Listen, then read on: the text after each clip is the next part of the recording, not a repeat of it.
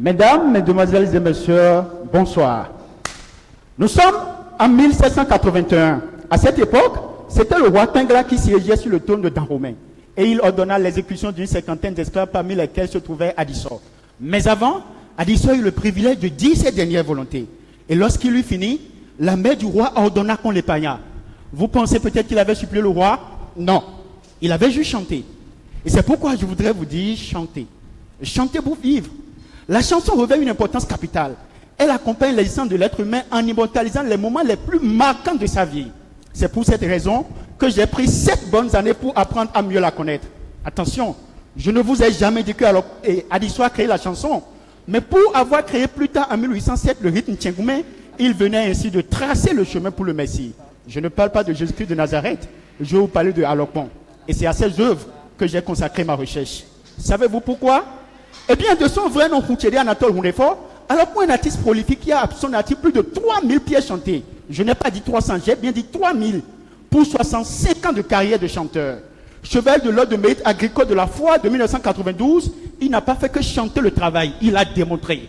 Il serait élevé au grade de chevalier de l'ordre de mérite social en 1995 pour avoir fait de son art ce que moi j'ai surnommé DCEP, dénoncer, éduquer, corriger et proposer. Attention, je n'ai pas fait mes recherches sur les 3000 chansons du Alokpon. Ma recherche n'a étudié que 719 chansons d'Alokpon. C'est beaucoup, mais ce n'est juste que 24% de sa discothèque. Cela n'atteint même pas les 1/4. Et comme tous les travaux de recherche, sans exception aucune, mon travail aussi a une insuffisance. Et cette insuffisance, c'est que jusqu'à l'heure où je vous parle, je n'ai pas encore écrit en langage musical les chansons qui ont fait l'objet de ma recherche.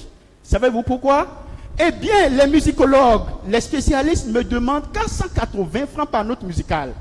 Pour traduire une chanson musicalement, cela voudrait dire que j'aurais besoin de 500 000 ou même de 700 000. Faites 700 000 fois 719 pour voir. C'est énorme. C'est une fortune. Je n'ai pas cette richesse.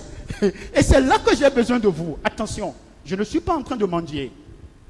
Si peut-être vous avez des structures, ou bien vous en connaissez, qui s'intéressent encore aux recherches sur la culture, bien donnez-moi leur adresse, je vais m'orienter vers elles. Quand vous aurez oublié tout ce qui s'est passé ici ce soir, retenez juste que dans cette chanson, alors qu'on parle de vous, de moi, il parle de la société actuelle sans pour autant couper le pont entre celle dite ancienne. Retenez aussi qu'il n'y aura pas de futur sans culture. Et retenez que toute formation qui ne tient pas compte de la culture du formé est du leurre. Je vous remercie.